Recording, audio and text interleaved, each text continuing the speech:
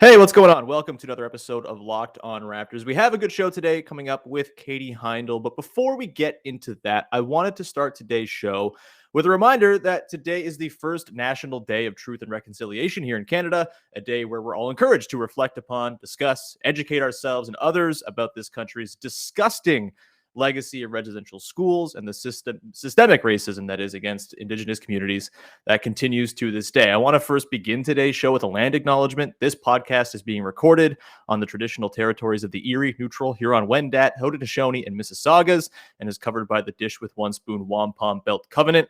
And this and every other episode of the show is recorded on stolen land. I also want to direct you to some of the charities and support groups for survivors of residential schools that you should consider supporting today. The Indian Residential School Survivor Society has been providing services to residential school survivors for 22 years. We also raised a bunch of money for them back in the summer for, I think, our draft lottery party. Really, really great stuff they're doing over there. Also, the Downey Wenjack Fund does incredible work in this area too. I'll be making a donation of $100 to each of them today, and I encourage you to donate as well if you have the means. And if you don't, there's other things you can do. I encourage you to contact your local elected officials, hold them to account, and demand they deliver action on the 94 calls to action outlined in the 2015 Truth and Reconciliation Report. That's 6 years ago. That's too long for those calls to action to have not been followed through on. Every child matters, and the responsibility to achieve true reconciliation lies upon every non-Indigenous person in Canada. With that, let's get to today's episode.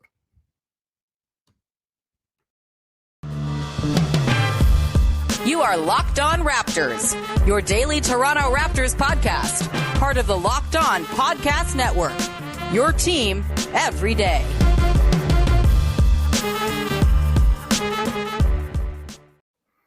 Hey, what's going on? Welcome to episode number 1026 of Locked On Raptors for Thursday, September the 30th. Once again, it is the National Day of Truth and Reconciliation here in Canada. So please do some reading, educate yourselves, support any charities or funds that you might be able to. It's a really important day, and it's long overdue for this to be the first day of Truth and Reconciliation here in Canada. So with that, welcome to today's show. Thanks for making us your first listen of the day. And we got a great show for you today. We are joined by our fave. Katie Heindl is here, back from I guess a turning of the sort of tables, because Katie was the one on summer vacation and I was doing the watching. I was extremely jealous of your trips to the north and then out to the east. Katie, welcome back to the show. We're going to talk about vibes and stuff today. But first, how are you? It's been a little while. I'm good. I want to first shout out, I guess this is petty, but I want to first shout out the comment that someone made about me on the last show, which was that I looked very bored. And to that, I'll say, you try sitting here listening to Sean talk as much as I do. No, I'm just kidding. I also just think, you know what, like, obviously a very gendered and weird thing to say because, Dudes can sit here and just look pretty serious, but sometimes you just, what do you want me to do? Smile the whole time? Like, I can't. This is just my face. Like, I can't help it. Yeah.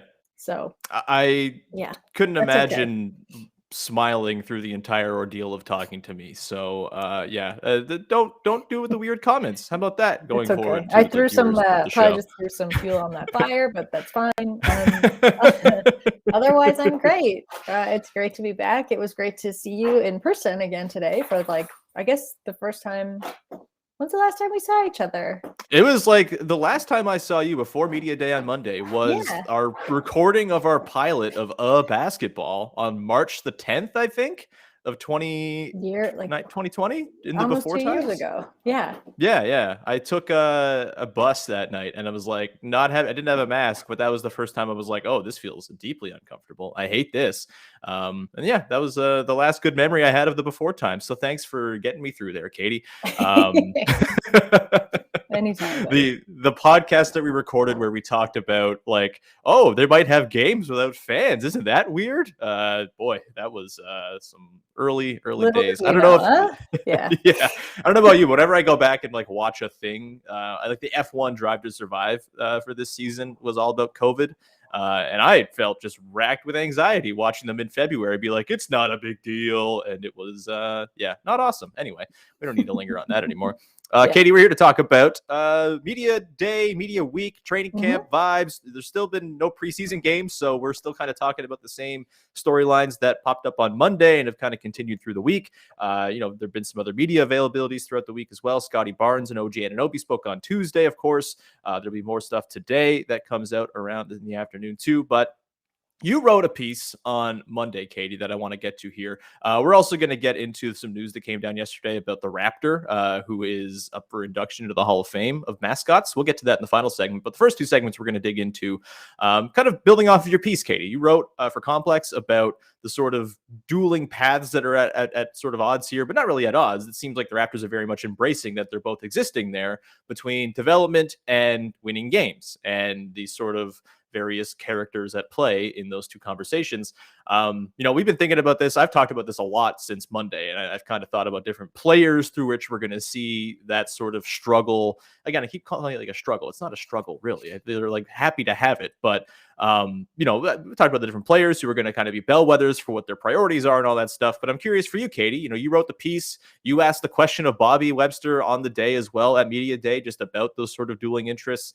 How do you think it's going to work this season for the Raptors when it comes to that? Like, do you think it's going to be possible for them to manage the winning and development side? They've done it in the past, but that was with Kyle Lowry running the show, and that's a very different animal than the team they have now.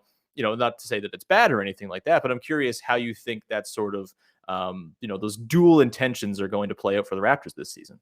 It's funny because I do want to clarify, when I asked that question of Bobby, no part of me was like leadership equates winning.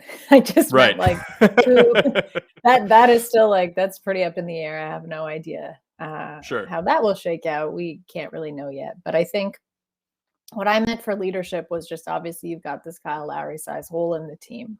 And what is it? I mean, there were a lot of comparisons made on Media Day and in camp since. I've heard a lot of it too, of just like, who's DeRozan, who's Lowry out of like Fred VanVleet and Pascal Siakam. And I think both have done a pretty good and polite job of saying neither of us, because they're not, right? Like they're going to be their own style of leaders.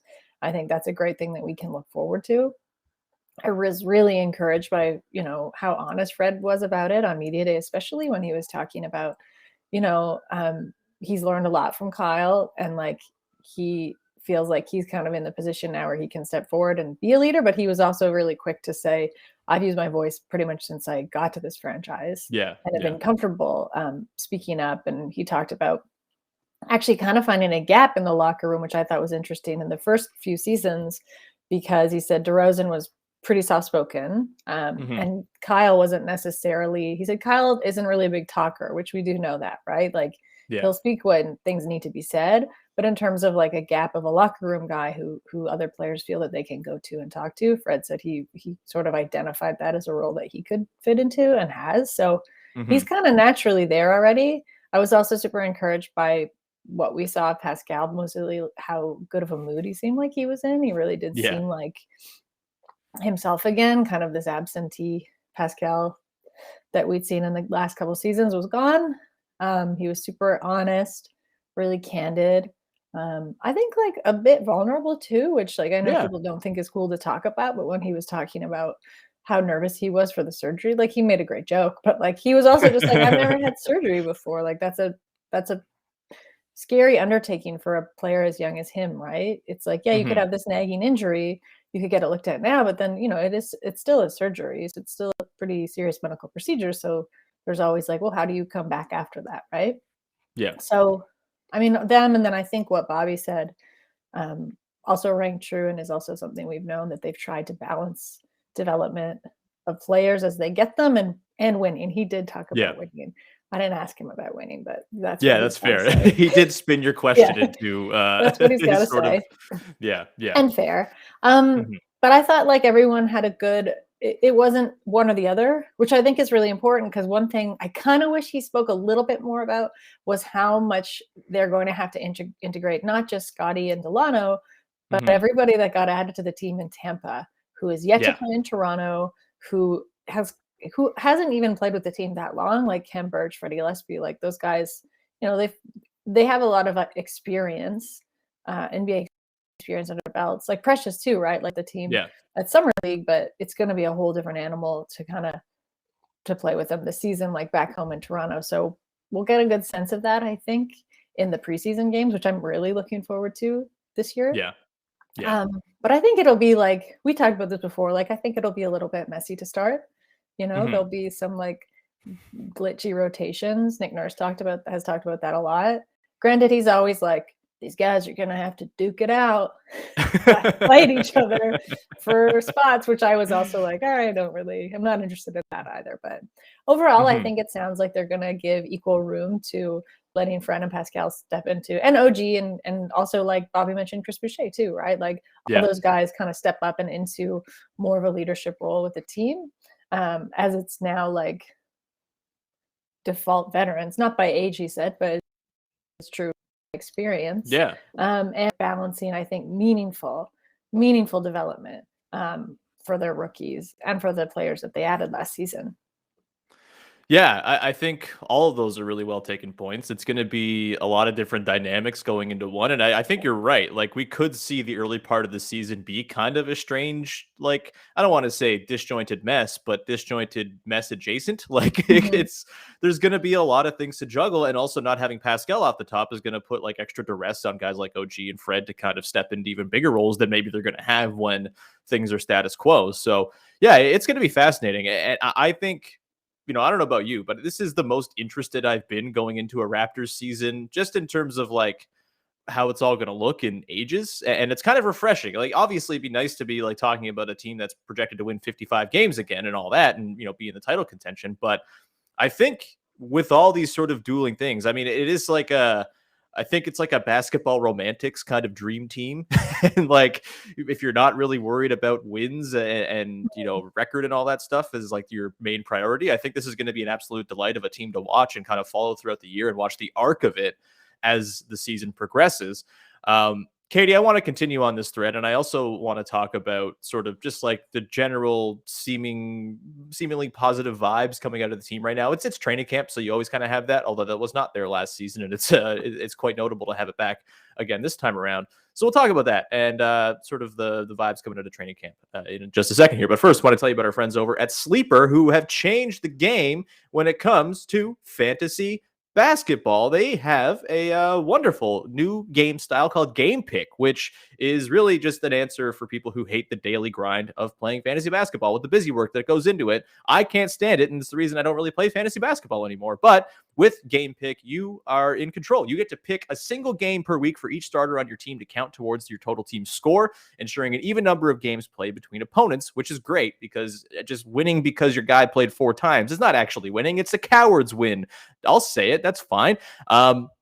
In game picks, you get to pick one game per week based on, which the player matchup it is, the home versus away, the opponent's defensive ranking, pace of play, and all of that stuff. And add strategy and less busy work. It's kind of the best of both worlds. If you're a fan of the way fantasy football works, where it's once a week, you set your lineup and forget about it, that's kind of what they're going for here with Game Pick. And that is an awesome thing for those who don't like the day-to-day grind of fantasy sports. Sleeper has cracked the fantasy basketball code. If you play fantasy football and like that weekly strategy versus daily busy work, you're going to love Game Picks. Download the Sleeper app and start a league with your friends today. You will not be disappointed.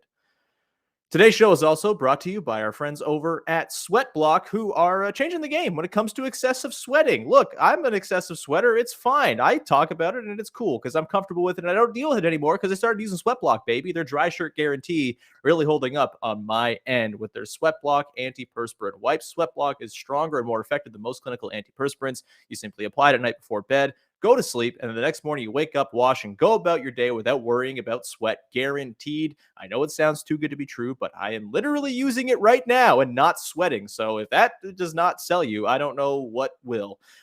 Please go and check out SweatBlock. No more pitting out. No more picking your shirts based on which one will hide sweat better. If you or someone you love is dealing with excessive sweating, you got to check out SweatBlock. Get it for 20% off at sweatblock.com with the promo code LOCKEDON. Or if you want, you can also get it at Amazon and CVS. All right, Katie, let's continue on here, shall we? Let's kind of just pick up where we left off. The the vibes Mhm. notably improved. We talked about Pascal in particular, his sort of general mindset. I think Fred kind of remained like the same Fred he was last year in a lot of ways, introspective, thoughtful, nuanced, all of that beautiful stuff. Pascal certainly feels like he's in a different space. I think obviously the addition of Scottie Barnes seems to have brightened everybody's spirits because that dude just seems like the best guy in the whole wide world. We talked a lot last season about how some of the things that took place early on in the season between, the waiting and holding off for the Tampa, departure that was never happening, to the Terrence Davis mishandling, to everything that went on at the start of last season, kind of cutting into the general sort of identity that we came to associate with the Raptors. Do you feel like that's kind of back on the way? Is there a new sort of different identity? Obviously, it's going to be different with no Kyle Lowry around, but do you feel like they're kind of getting back to the point of establishing that? And how do the vibes, do you think, play into all of that? Because they seem basically off the charts right now, as you usually find in the preseason, but it feels notable because of what last year was. Yeah, I think there's a new identity forming. I wouldn't want to say that they're going back to something. I think everything right now seems a push to move forward, even something Mhm. like vibes and the general feeling. Everyone is like incredibly stoked on Scottie, which is just like really wonderful to see. Like there was like Mhm. an incredibly cute moment in when Scottie did his avail after practice the other day when he Mhm. was on the podium and Freddie Gillespie came in and he was carrying a mug of tea and he was just like, "There he is, my first son, all grown up." And Scottie just went, "LOL." And like obviously everybody has seen kind of like the extra content that's coming out of camp, like the dancing and the videos, but I really think that kind of thing is kind of important because it Mhm. also shows the confidence that a player like Scottie Barnes has coming in. A quote that stuck out to me from practice the other day too was when he was like, because someone asked him like, "Have you always been this confident, or like how are you this confident kind of coming into an NBA team, been on this level on this stage before?" And he was just like, when Mhm. you get to this point, you can't be too shy or too cool anymore, right? Like you're here for a Mhm. reason. And I think he's kind of takes that to everything he does, obviously, like his work ethic too. But I think it's really nice to see that in his personality and his character come out. Cause I do think after last season, the team could use that. Mhm. And it's like rubbing off on everybody. And I also think there's the nice added piece of the guys who were at summer league together have obviously like they built up a super quick chemistry and like a Yeah. really, really wonderful rapport that was very visible there. And it's nice that it's carried over and like that's going to trickle down into the 905 too. So Yeah. that goes back to what we were talking about earlier, I think, in terms of development, right? Because all Yeah. that stuff that adds to meaningful development too. I don't just mean reps, like in Yeah. minutes. The chemistry is a huge thing too, because I mean, what worked so well when like Fred and Pascal were with the 905 and won, and then like went on to become now like they're the Raptors, like they're the core of the Raptors team, is Yeah. because those two, like there was such a fluidity, right, between 905 and Toronto. They didn't have that last season either because the 905 was in a bubble half the time. Yeah. It was a shortened season. They didn't really see each other. So I think it'll be nice to go back to that too. So yeah, generally great vibes. Everybody seems super happy. And there's definitely like a buzz and an Yeah. excitement, I think. And also that's just them being back at OVO, Yeah. like Yeah, for Toronto sure. went by eating spaghetti. I heard a lot of guys talking about the cookie, like the famous cookies that the chef makes. Like, everybody was just stoked. I really, really am excited to get back and get the cookies at OVO Athletic Center. They're It's so one good. of the things I've been yearning for most since the pandemic began, and I'm sad I didn't like take a bunch and freeze them before we entered this 18-month long hell. Mhm. Yeah, the thing with Scotty that is so interesting, like everything is happy in the preseason, right? So like obviously like that stuff's gonna emanate and he's gonna do the posts where he's hanging with his friends Goran Dragic and Ish Wainwright, and it's beautiful. By the way, I think I didn't mean to steal your tweet last night. I posted Oh, the same picture I you meant to did call like you well out on after. that. I was like, Sean, I beat you by like a few hours. Yeah, like it was many hours. Yeah, I was like up at like 1:30 just posting, It's okay, not man. reading earlier tweets. But either way, the more signal boosting of that post, I Mhm. think, is a good thing inherently. But I think the thing with Scotty is like, what is his general sort of demeanor going to do to the team in the middle of the season. Maybe they've lost some games. Maybe things are going rough. But you get to like January and he's still there just being this beacon. Maybe it'll fizzle out. Maybe he'll like tire himself out and be less of a, it doesn't really strike me as the kind of guy who is going to fizzle out just from everything you've heard about him through the draft process and on through. But like that feels like it's going to have a tangible value. I'd almost like to go back and see like if you just drop Scottie Barnes into last year's Raptors team amid everything that was going wrong, how much better is the mood? Like, can a 20-year-old actually change things? Does a losing kind of overcome things at some point? I don't know. We'll never know. We can't test it. But I do think there's just like, in addition to the on-court value a guy like that's going to bring, like there's like bringing vibes is important. Like we're seeing this. I know you hate baseball, but we're seeing this with the Blue Jays. Like Teoscar Hernandez is not the best player on the team, but he's the bringer of vibes and everybody loves him. And there's like, it just kind of, you feel it throughout the entire team and you felt it through all the whole season. Like, I think Scottie Barnes really profiles as that kind of guy, in addition to also maybe being like a game wrecker on both ends of the floor one day, which is very nice as well. Also, him and Goran bonding, that just the music to my ears as a noted Goran Dragic is cool and people are going to like him very soon. Like a proclaimer that I'm feeling pretty good about that with everything that's coming out of camp.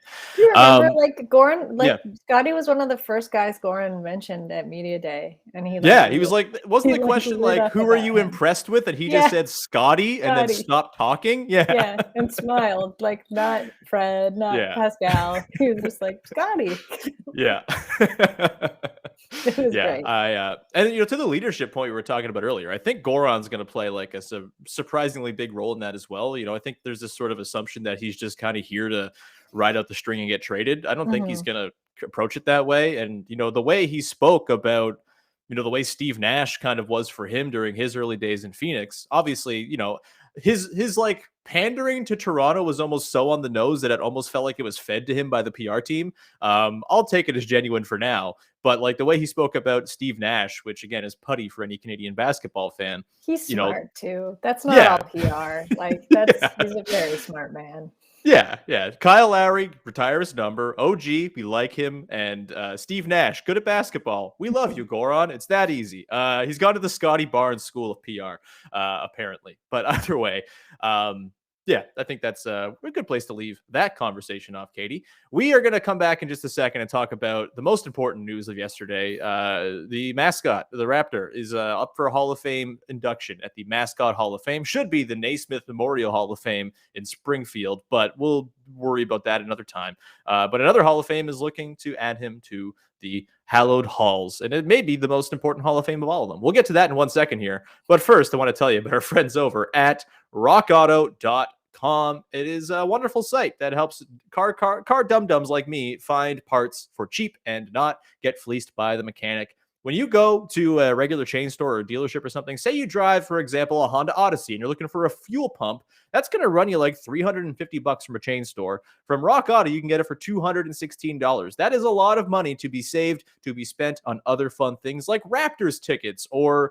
ballot stuffing bribes when you're voting for the Raptor to make it into the Hall of Fame of mascots. Either way, Rock Auto is a wonderful place. They're a family business serving do-it-yourselfers for over 20 years, and their prices are reliably low for every single customer. Plus, you get options. It's not like when the mechanic says we have this one part, here's what it costs. You get to sort through, find the brand specifications and prices you prefer to make the choice that works best for you. Go to rockauto.com right now and see all the parts available for your car or truck. Right, Locked On in their How'd You Hear About Us box so they know that we sent you as well. Amazing selection, reliably low prices, all the car parts you'll ever need at rockauto.com. And today's show is brought to you by BetOnline.ag as well. All eyes are on the gridiron as teams are back on the field to start another season. As always, BetOnline is your number one spot for all the pro and college football action this season. With a new updated site and interface, even more odds, props, and contests, BetOnline.ag continues to be the number one source for everything football. Head to the website or use your mobile device to sign up today to receive a 100% welcome bonus. That's double your initial deposit just for signing up. Don't forget to use the promo code NFL100 from the basketball, football, boxing, baseball playoffs, right to your favorite Vegas casino games. Don't wait to take advantage of all the amazing offers for the 2021 season. BetOnline is the fastest and easiest way to bet on all your favorite sports, and they are your online sportsbook experts. Go visit them at betonline.ag. All right, Katie. mascot talk. Mhm. This is what we're really here for. Yesterday, it was announced that the Raptor is up for submission. He's nominated for entry into the Mascot Hall of Fame, based in Indiana, a place that I will have to make a pilgrimage to at one point or another. Maybe we'll do a special basketball road trip to Indiana Oh boy. to go through the like. This is something. Okay, we'll talk off. We're planning this. Um, we just got plans for next summer. But either way, the Raptor, just to give a bit of detail on the Mascot Hall of Fame, there are currently 7 NBA mascots who are in the Mascot Hall of Fame. They include Rocky from the Denver Nuggets, Jazz Bear from the Utah Jazz, which is disgusting, frankly, That's the weird. Gorilla from Phoenix, San Antonio's Coyote, fair, a demon, but a Hall of Fame demon. Clutch the Bear, terrible. Boomer of the Indiana Pacers, also just kind of a plain white bread. It feels like a little home cooking there for the Indiana-based mascot to be in the Indiana-based Hall of Fame. And of course, Benny the Bull. So the Raptor feels like he's among that company, right? Like there's a deep history there. The character was hatched from an egg 26 years ago or something like that now. There's a deep tradition of the Raptor in the NBA over the last 25 years. Are you like, this is a no brainer, right? It should not be 2021. We're talking about this. This should have happened a long time ago. Yeah, what year did Clutch get into that? I don't know, but Clutch should not be in there. Like Clutch is a terrible, unathletic, stupid bear, and we hate him. So yeah, it should not be in there. Same as Jazz Bear. Same, like, what is with these bears? There's a bear lobby helping to get. I like the grizzly bear because he's more unhinged. Yeah, the teddy bear mascot bears. I don't really like that style, as you know. I think Clutch is like a prod. And Jazz Bear's like a roided out freak. So true. I was gonna say, like, whereas like G Wiz and stuff, but stuff's new. G Wiz could, but maybe I think those bulbous guys get a bad rap because they can't do much with their bodies. But yeah, back to the Raptor. I think that feels extremely overdue, don't you? I feel like maybe this should have been something that happened either in his peak right before he got injured and Stripes came along, or after when he came back, his triumphant return post Stripes. You know, the timing of this, is it a bit conciliatory? Are they like, oh, you're back in Toronto, sorry about last season in Tampa?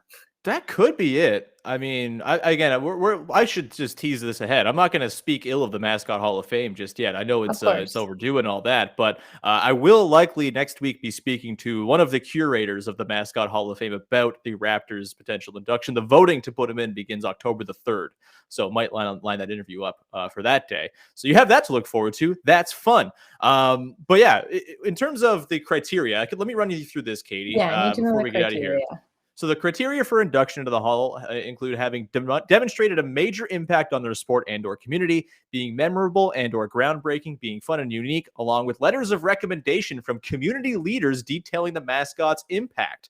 Yeah. My question to you is, who is the community leader that's been writing into the Mascot Hall of Fame, and how do we get them a medal? Don't you feel like a lot of people have probably been writing in? And I don't mean John Tory, because like I feel like he's just got some blanket letter that anybody could get. He's got cornball stationery that he just adapts for whatever thing he needs to send in. Exactly. I don't know. Like, who's the Toronto hero that's writing like impassioned letters? It's me. It's been me all along. No. They blocked your address though. You're writing it in blood from like your fingertip. They're like, they put a block out on your postal code. I mean, other than you, I don't know. Who could it be? Yeah, I mean, I know Holly McKenzie's a big fan. I know Zach Lowe from ESPN is a big fan.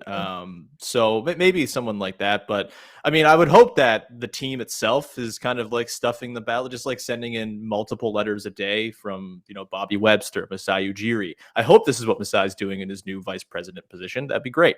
My question to you, Katie, on this. Very well respected, I think, among mascot circles too. Yeah, pretty like hallowed ground there, I think. And so my question to you there, Katie, is I'm going to assume he gets in. We know the power of Canadian voters when it comes to things related to basketball. Plenty of starters in the All-Star game and all that.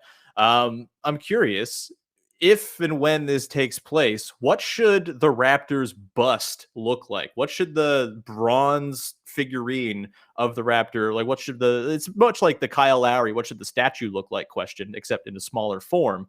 There's plenty of options. Do you have one that comes to mind of what the Raptor should look like going into the Hall? It's too bad that just for statue's sake, that Stilts can't get it, and the big jumbo inflatable can't get it, and the inflatable on rollerblades coming down the stairs.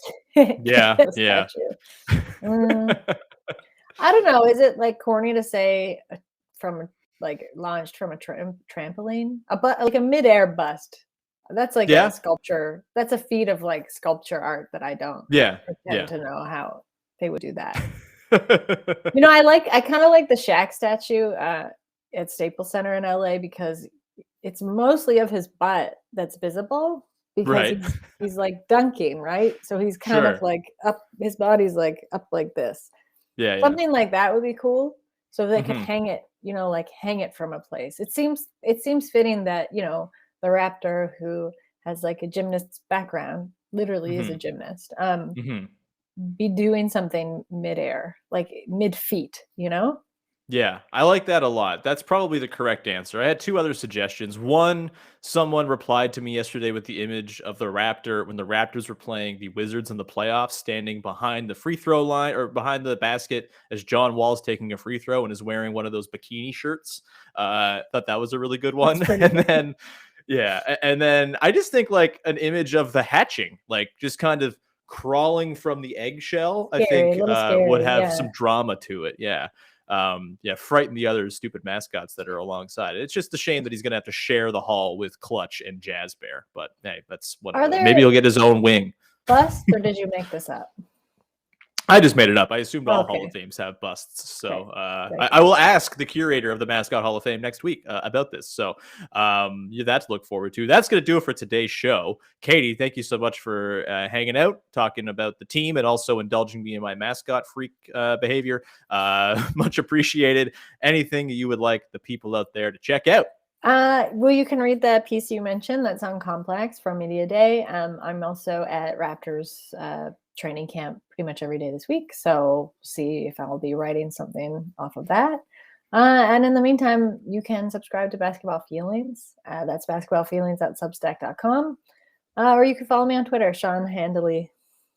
It's right there. Yeah. Wait, how do I don't know how the directional thing works. Right. There we go. Aha! There you go. I pointed to it in reverse. Excellent.